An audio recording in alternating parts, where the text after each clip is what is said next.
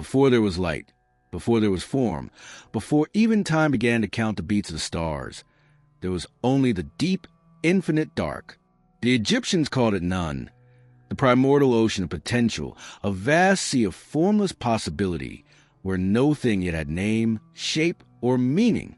In this timeless depth nothing stirred, and yet all was waiting. Waiting for the moment the first thought would be born, waiting for a word. And from that formless sea of stillness came Thoth.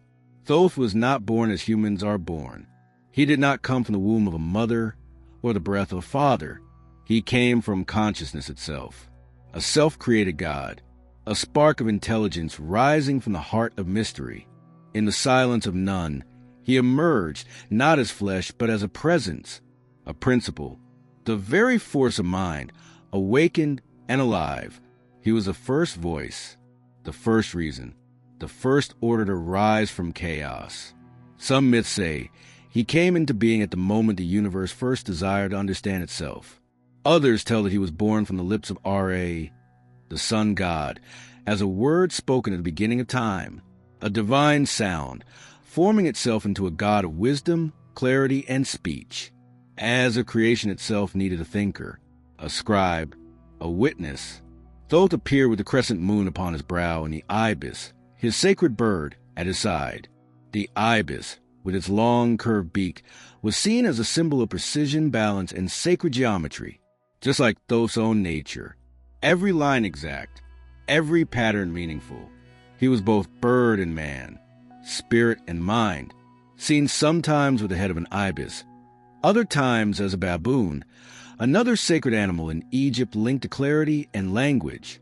The baboon, sitting in silence at dawn, greeting the rising sun with howls that echoed across the land, reminded the ancients of Thoth's voice announcing the birth of light. In those earliest times, the gods had not yet taken their places. The heavens had not yet turned. The earth had not yet risen.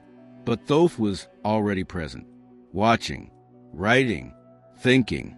His mind moved through the waters of none, and from his thoughts came measure. From his thoughts came time. From his thoughts came the rhythm by which the gods could act and the stars could sing. He brought harmony to the disordered waves. He traced the first forms into being with invisible ink, like a scribe writing in the air. To the ancients, this moment was not a story of myth alone. It was a mystery, a sacred truth wrapped in symbols. Thoth was the reason behind creation, the force that made the one into the many. He was not only the mind of the gods, but the echo of the divine in every human soul. They believed that Thoth created the Ogdoad, the 8 primordial deities who would give birth to the world. In Hermopolis, the city that bore his name, these gods were honored alongside him. Thoth was their architect, their guardian, and their voice. And from his wisdom came not only the laws of the stars, but also the hidden structures beneath all things, the sacred geometry of life, the mathematics of the cosmos. He knew the names of every god, every element, every soul. To name a thing was to know its essence. To speak it was to give it life. Thoth held that power. He walked alone at the edge of the void, holding both the reed of writing and the ink of life. His presence brought balance between chaos and order. He was neither judge nor warrior. He was something more subtle, a translator, a peacemaker, the space between. Even the gods came to him for counsel. It was said that when Ra wept and considered destroying humanity, it was Thoth who calmed his fury. When Isis sought the secret name of Ra, she turned to Thoth for help. He was the keeper of secrets and the master of diplomacy. He knew the pathways through the heavens and the hidden patterns within the heart.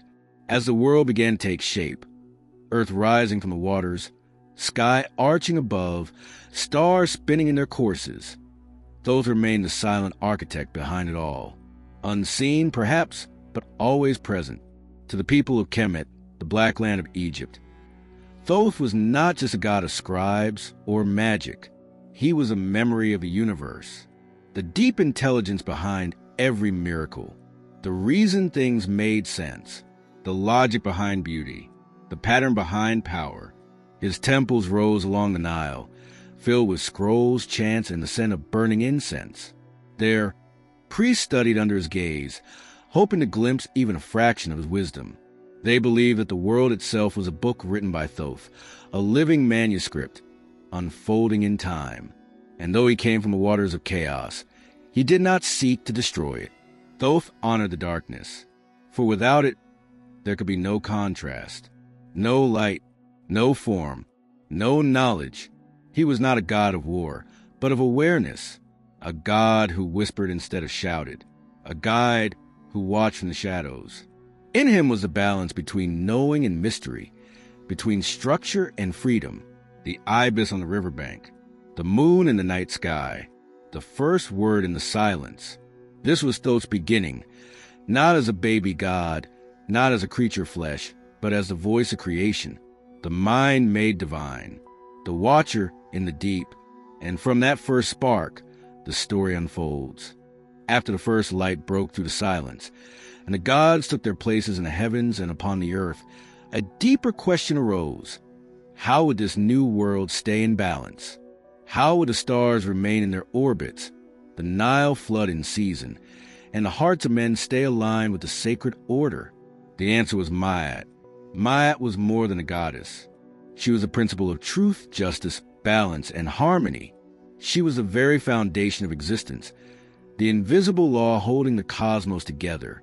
And standing beside her, recording every act, weighing every word, was Thoth. Thoth was not only the mind of the universe, he was its memory, where Ma'at was the breath of truth. Thoth was the scribe who wrote that breath into eternity. Day after day, Thoth measured the heavens.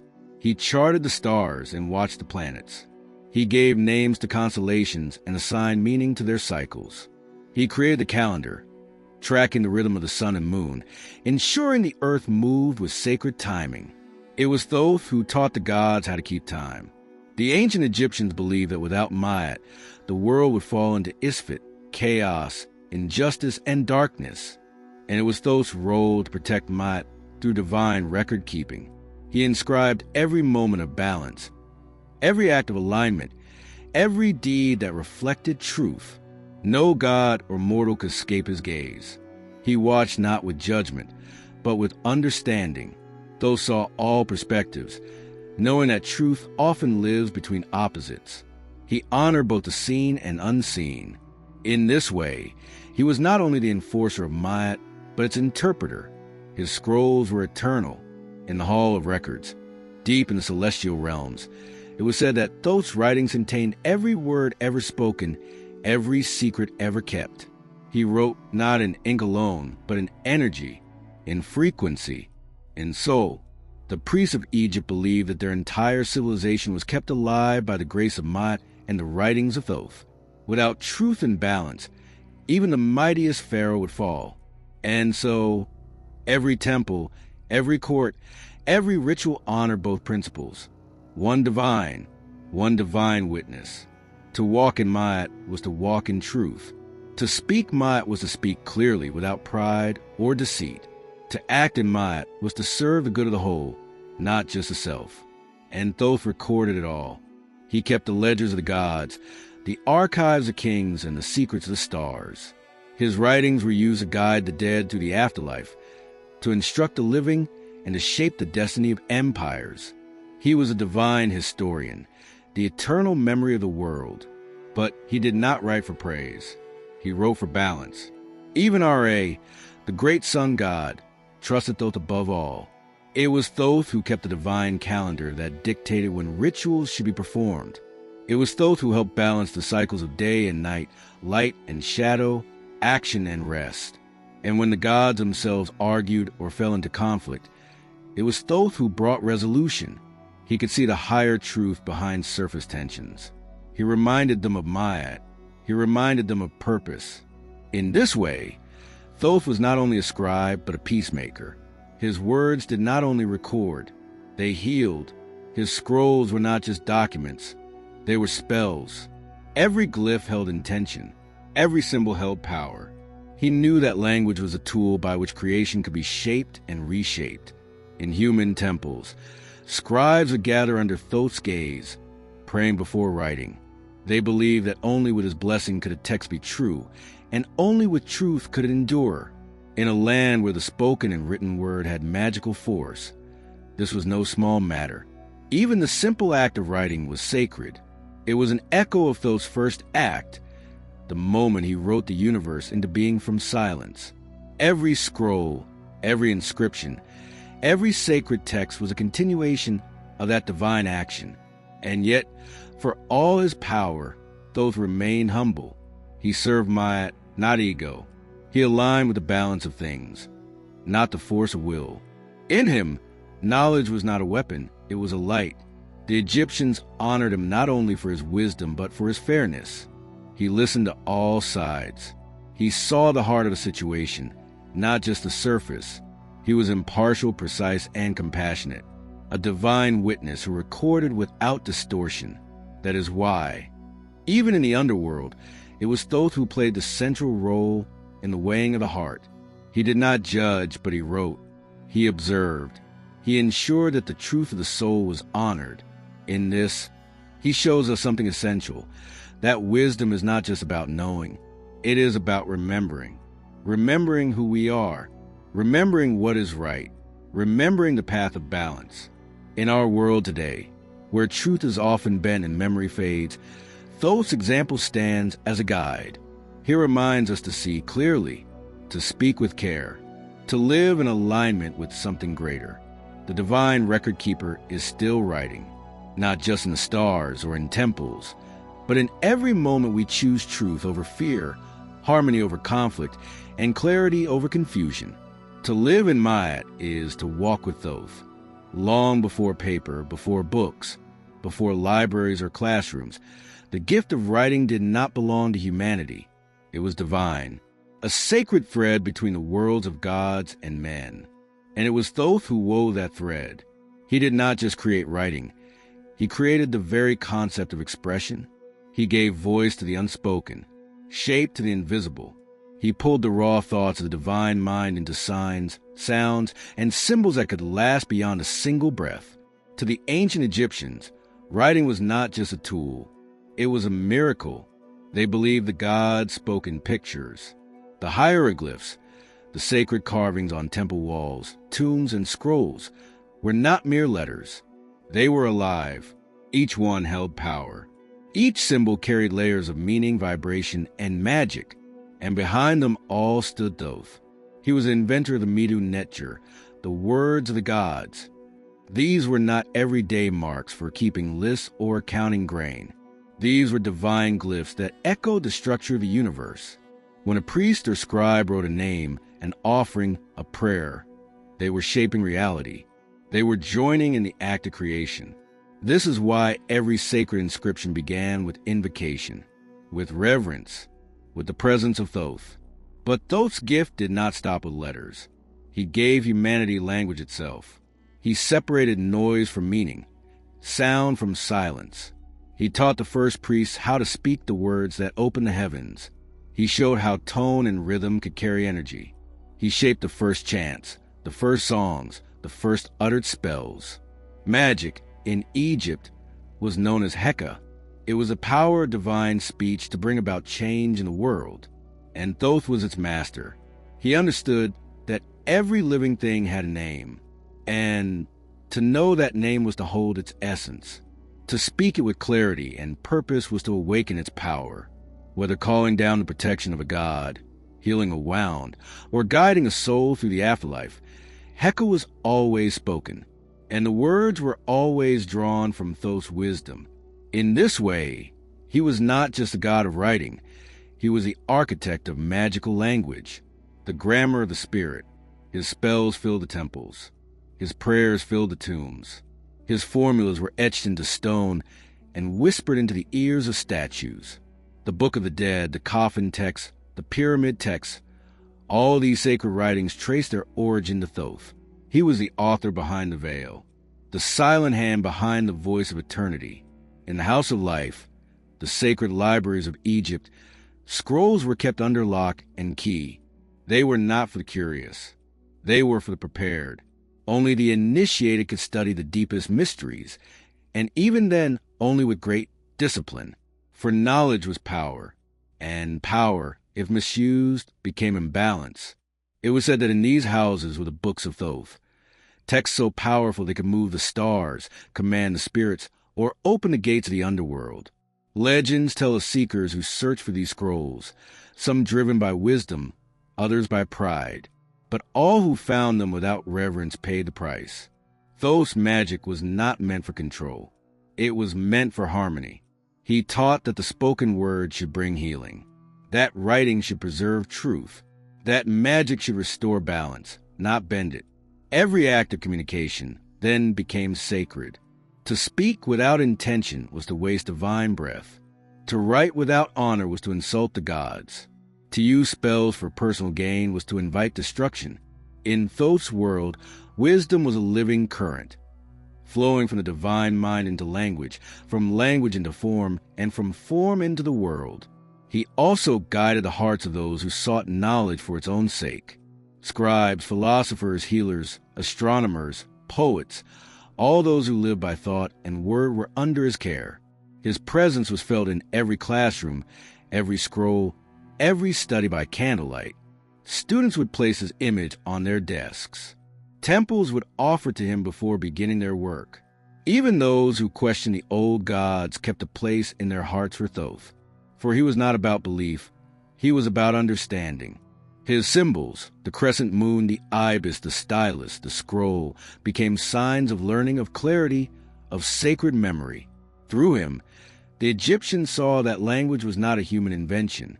It was a divine inheritance, and that inheritance is still with us.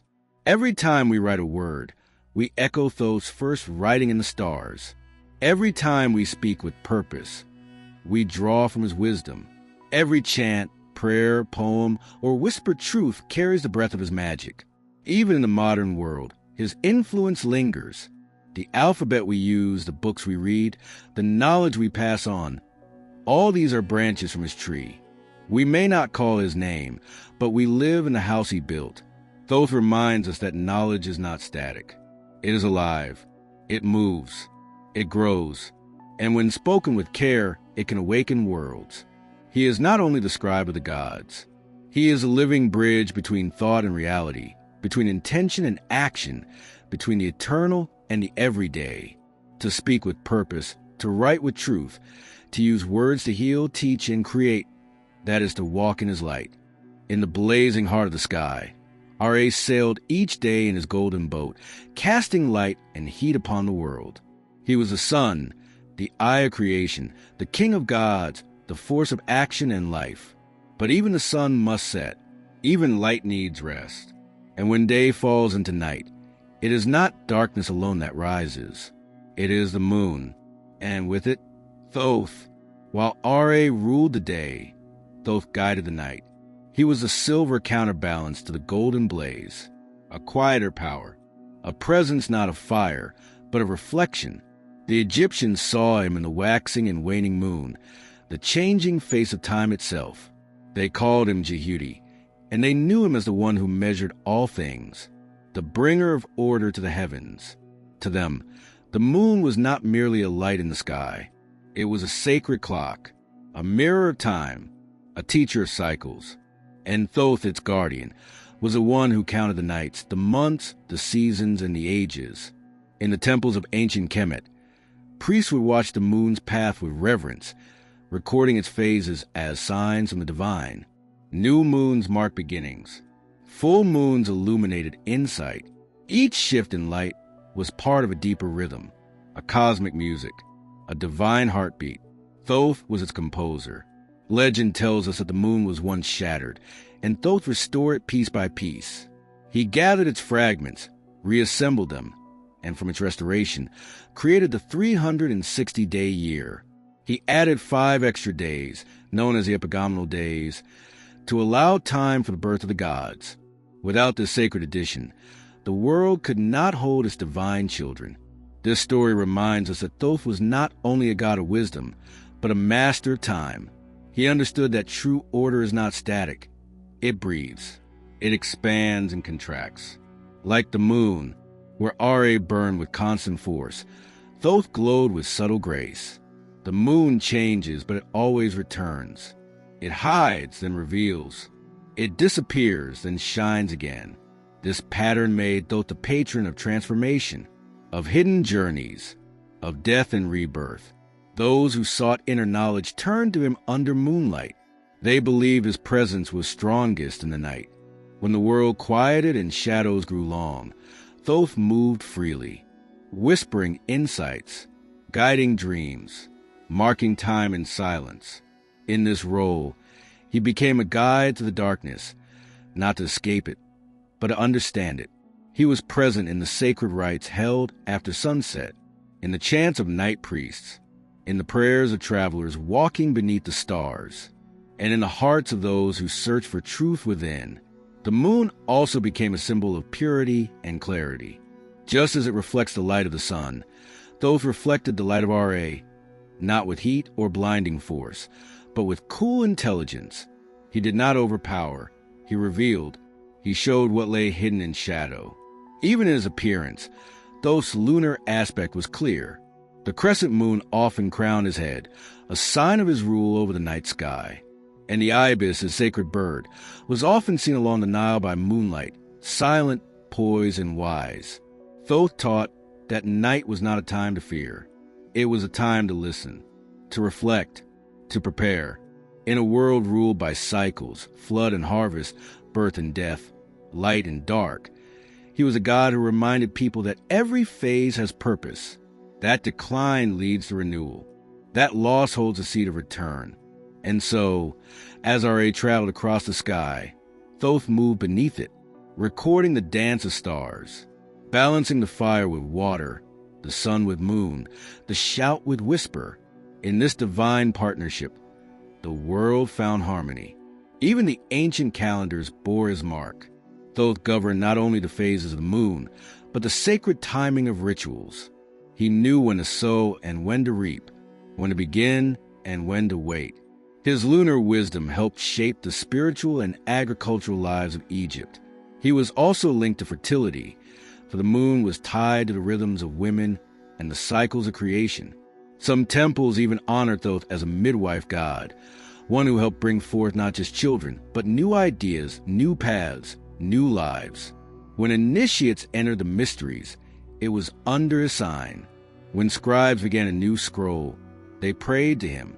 When healers prepared a remedy, they marked the moon's phase first. All acts of care, all acts of magic, were timed with Thoth's silent clock. He governed the hours not by command, but by example, with patience, with grace, with attention. His presence told people, there is wisdom in waiting, power in stillness, truth in change. And through the moon's glow, he reminded them that even in the darkest night, something watches, something counts the stars, something holds a pattern together. That something was Thoth. He did not seek worship through fear or demand. He did not ask for temples larger than life. His strength lay in the quiet, in precision, in the endless unfolding of time. To walk under the moon was to walk under his eye. To dream beneath it was to hear his voice. And to understand its cycles was to know that all things return. In our modern world, the moon still stirs something deep within us. It pulls the tides. It pulls our thoughts. It marks our calendars, our moods, our rituals. Even now, we turn to it for signs, for peace, for wonder. And so Thoth remains, not only as a god of the past, but as a guide for now, a reminder that light takes many forms, that not all wisdom shouts, and that in the still hours beneath the moon, we are never truly alone. When the body falls silent and breath no longer moves through the chest, the ancient Egyptians believed the journey was not over. It was only beginning. For death was not an end, it was a passage, a sacred crossing, a journey of the soul into the Duat, the unseen realm, the land of spirits and trials. And in this mysterious world, one figure stood as a light in the darkness. Thoth. He was not a god of death in the way we often think. He did not take life, nor did he rule the dead. Instead, he guided, he translated. He made sure the journey of the soul was fair, balanced, and true. Just as he had balanced the stars and the sacred days, Thoth brought order to the chaos of the afterlife. The Duat was no simple place. It was not a single destination, but a vast spiritual landscape. Rivers of fire, fields of reeds, lakes of memory, gateways guarded by gods with lion faces and serpent bodies. Every soul who entered had to face its own reflection, its choices, its truth, but no soul walked alone. From the moment of death, the spirit entered the boat of the dead. This sacred vessel would carry it through the winding roads of the underworld. And while many gods had their roles, Anubis, guardian of the tomb, Osiris, king of the dead, Thoth was the one who knew the way. He held the map, the words, the truth. In the most famous scene of the afterlife journey, the weighing of the heart, Thoth stood at the center. The soul was brought before the scale. On one side rested the heart, the seat of memory, emotion, and moral life. On the other, the feather of Ma'at, symbol of truth, balance, and divine law. If the heart was lighter than the feather, the soul was declared pure and passed into eternal peace. If heavier, it was devoured by Ammit, the eater of the dead, a terrifying creature with the head of a crocodile, the body of a lion, and the hindquarters of a hippopotamus. And while Anubis placed a heart and Ma'at looked on, it was Thoth who recorded the result. With stylus and scroll, he marked every detail. He watched without emotion, not to judge, but to ensure truth. His record could not be altered. His word was final. To the Egyptians, this moment was not just myth. It was a vision of justice, of cosmic fairness. No matter one's wealth or title, all stood before the same scale. And Thoth, impartial and precise, made sure each soul received what it had earned. But his guidance didn't start at the scale. The Book of the Dead, the sacred text buried with the deceased, was filled with spells and instructions attributed to Thoth. These were words of power meant to help the soul navigate the Duat. Words open doors, calm spirits, cross rivers, and speak correctly before divine beings. Each spell was like a step on a long and difficult road. And Thoth was the one who had laid that road with his wisdom. In some versions, it is even Thoth who awakens a soul after death, whispering to it, reminding it of its name, its essence, its divine nature. Like a teacher reviewing lessons before a great test, he prepares the spirit for what lies ahead. He was not only the recorder, but the voice of encouragement. He appeared in many forms, sometimes as an ibis-headed man, sometimes as a baboon, sometimes as pure light. Wherever truth was needed, he arrived. Thoth was also the one who stood beside Osiris, the god of resurrection and ruler of the afterlife. When the soul reached Osiris's throne, it was Thoth who read aloud the deeds of the departed. He spoke the final words that determined fate. Yet he was never cruel. The Egyptians believed Thoth wanted souls to succeed. He wanted balance, not punishment. He offered wisdom freely to those who sought it. He gave the dead every chance to speak rightly, act wisely, and pass into fields of eternity. These fields, known as the Field of Reeds, were a mirror of earthly paradise. Green, fertile, peaceful.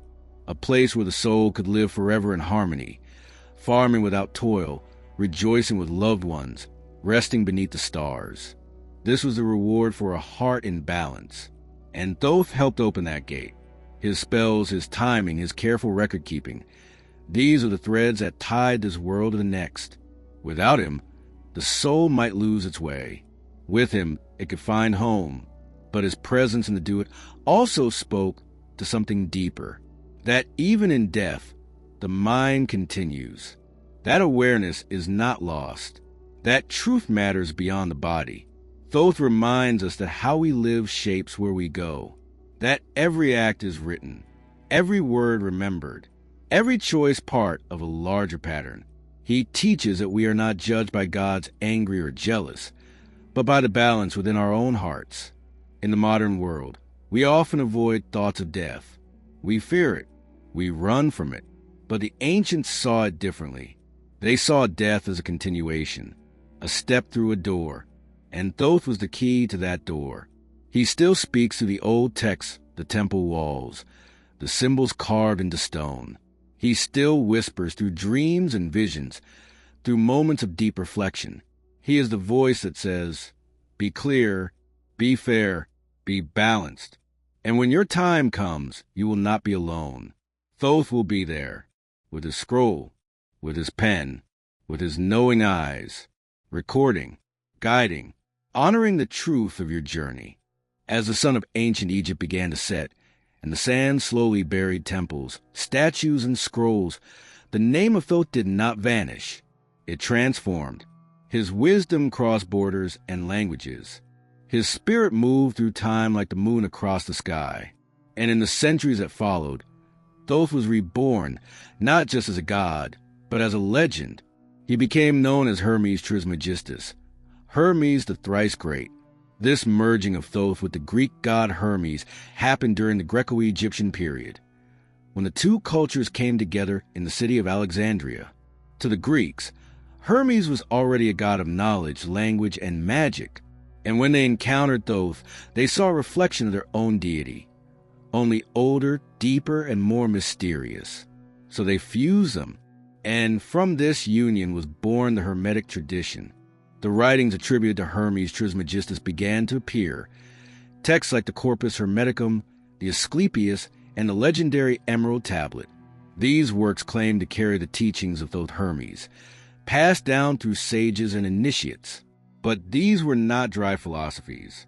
They were living instructions, guides to understanding the soul, the cosmos, and the divine nature reality. At the heart of Hermeticism was a single truth: as above, so below. This simple phrase, found in the Emerald Tablet, captured the essence of Thoth's wisdom, that the macrocosm and the microcosm reflect each other, that the movements of the stars are echoed in the motions of the soul, that the material world is not separate from the spiritual, but a mirror of it. This idea resonated deeply with mystics, alchemists, and seekers across Europe, the Middle East, and beyond. Through Hermetic texts, Thoth's voice reached new generations. He taught that the divine mind is within all, that creation is thought made visible, that by refining the self, one can know the all. He spoke of rebirth, not just after death, but while alive, a spiritual awakening that could lift the soul beyond the illusions of the world. Hermeticism became a foundation for much of Western esoteric thought. It influenced early Christianity, Gnosticism, Kabbalah, Islamic mysticism, and Renaissance magic. Great thinkers like Plotinus, Marsilio Ficino, Giordano Bruno, and Isaac Newton studied the Hermetic writings. They saw in Thoth's teachings a sacred science, a path to divine understanding. Alchemy, in particular, was deeply shaped by the Hermetic view. To the alchemist, transforming base metals into gold was a metaphor for inner transformation. The philosopher's stone was not just a substance, but a state of being. And Thoth, the master of hidden wisdom, stood at the center of this quest. He taught that the universe is mental, that everything begins in the mind of God, and that humans, made in that image, have the power to shape their reality. This was not egoistic power, but sacred responsibility. To know oneself truly was to know the divine. The temples of Egypt may have crumbled, but the temple of Hermetic knowledge stood firm in the hearts of those who listened. And yet, even as those teachings traveled, they remained wrapped in mystery. The Emerald Tablet, for example, is only a few lines long, but its words have been studied for centuries. Lines like "that which is below is like that which is above," to accomplish the miracle of the one thing. Or, "its force is above all force, for it overcomes every subtle thing and penetrates every solid thing." These words reflect the same principles Thoth upheld in Egypt: unity, transformation, balance, and sacred knowledge. But with mystery came danger. Many rulers feared Hermetic teachings, seeing in them a threat to religious and political control. At times, the texts were hidden, burned, or dismissed, yet they always returned, copied by hand, translated in secret, kept alive by those who valued inner light over external power. In the age of the Renaissance, the Hermetic revival flourished. Artists painted scenes from the Emerald Tablet. Philosophers quoted Hermes Trismegistus alongside Plato.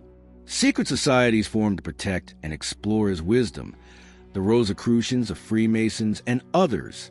Even today, echoes of Thoth's voice ring through the spiritual communities of the modern world. New Age movements, occult scholars, ceremonial magicians, and metaphysical thinkers still read the Hermetic texts. They meditate on the principles. They study the stars. They look within for the same truth the priests of ancient Egypt sought on temple walls. For all its changes, the heart of the tradition has remained the same, that there's wisdom behind the world, that the soul is a reflection of the cosmos, and that truth is not owned by any one age or people. It is eternal. Thoth, in his Hermetic form, continues to guide seekers, not from a throne, but through silence, through dreams, through symbols and synchronicities. He reminds us that wisdom is not static. It evolves. It adapts. It finds new languages, new robes, new names. But it always leads to the same place, the center of the self, the divine mind within. And so, the story of Thoth did not end with the fall of Egypt. It expanded. It deepened. It crossed oceans and centuries. He became the scribe of sages, the muse of mystics, the guardian of secrets hidden in plain sight. And as long as there are those who seek, who ask, who reflect, Thoth will speak. As centuries passed and civilizations rose and fell, the temples of Egypt turned to dust. The voices of priests faded, the sacred scrolls were buried, and the language of hieroglyphs fell silent for a time. But one presence never vanished. One name, one idea, one symbol of divine thought continued to echo through time. Thoth, not as a statue, not as a myth, but as a current running beneath all seekers of wisdom. A silent companion walking beside those who question deeper, who wonder longer, who listen closely. His legacy is not found only in museums or libraries. It is found in the quiet moments of reflection, in the heartbeat of insight, in longing to know why we are here, what truth is, and how to live with balance. Because Thoth is not just a god of Egypt. He is the god of the inner voice, the eternal mind within each of us. His symbols still whisper to those who are ready. The ibis, with its patient step and curved beak, reminds us to observe without rushing. The moon, ever-changing yet constant, reminds us that time is not linear, but cyclic.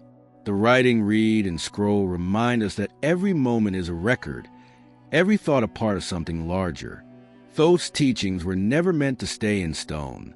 They were meant to awaken the soul. In a world filled with distraction, noise, and division, his wisdom feels more relevant than ever. He does not call for blind belief or for worship through fear. He invites alignment.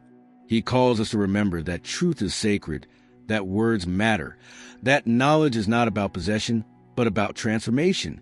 He teaches that each of us carries within the spark of the divine mind, that we are not here by accident, that our thoughts shape our paths, that when we align with truth, we align with life itself. This is the heart of his legacy. To know ourselves not as broken, but as unfolding, not as lost, but as returning. To see life not as random chaos, but as a patterned journey guided by principles that do not age. Many spiritual traditions today echo his wisdom, whether they name him or not.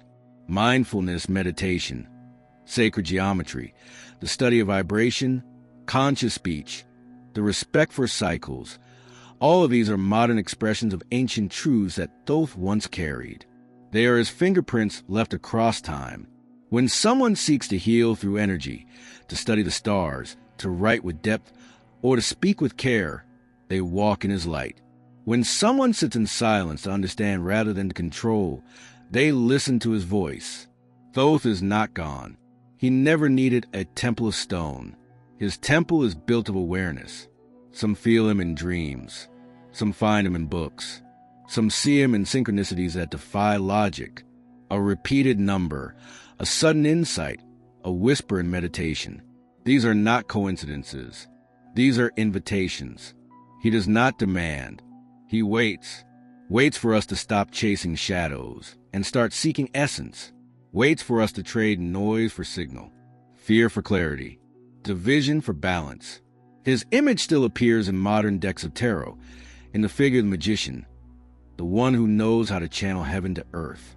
He appears in Hermetic teachings, still read and studied by mystics and philosophers.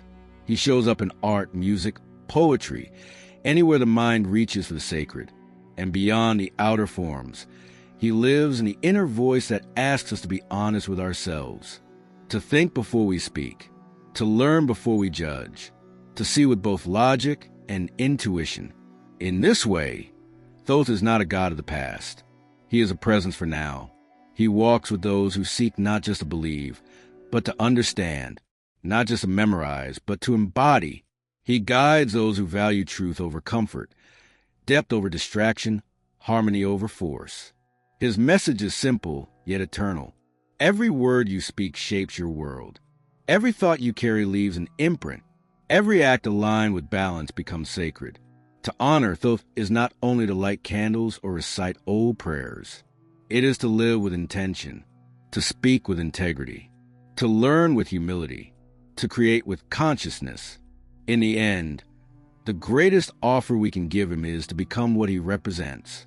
A human being in harmony with the higher mind, a soul that remembers its origin, a voice that speaks not to dominate, but to elevate. Thoth's legacy is not written in the past. It is alive in the present. And you, who have listened to his story, are now part of that legacy. He stands beside you still, quiet, watching, offering you the pen, the scroll, the choice. Write your life with clarity. Speak your truth with grace. And remember, you carry the divine mind within.